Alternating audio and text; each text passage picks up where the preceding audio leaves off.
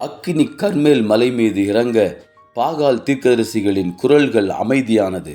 உரத்த சத்தமாய் கர்த்தரே உயிருள்ளவர், கர்த்தரே உயிருள்ளவர் என்று இஸ்ரவேல் அனைத்தும் முழங்கியது.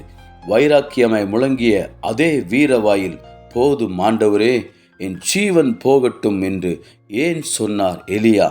வெற்றியின் பின்பு ஏன் இந்த வெறுப்பு? வெற்றிடமாய் ஏன் இந்த மனச்சோர்வு?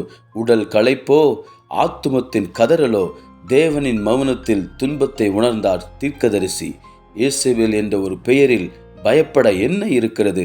மகிமையாய் பயன்பட்ட பாத்திரம் மரத்தின் நிழலில் அமர்ந்ததே. ஆண்டவரே, நான் என் பிதாக்களை விட சிறந்தவன் அல்ல, என் ஜீவன் போகட்டும்.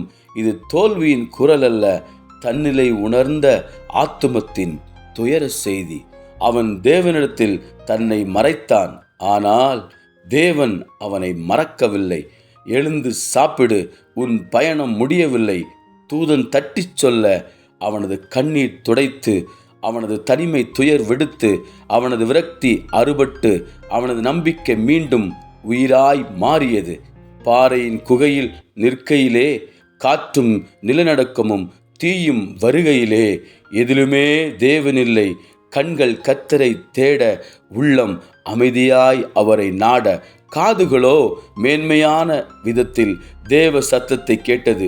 எலியாவே, நீ இங்கே என்ன செய்கிறாய்? இது ஒரு கேள்வி அல்ல, மறுபிறப்பின் தொடக்கம். வாழ்க்கையை வெறுத்த குரல் தேவனின் அழைப்பில் மறுபடியும் உயிர் அடைந்தது.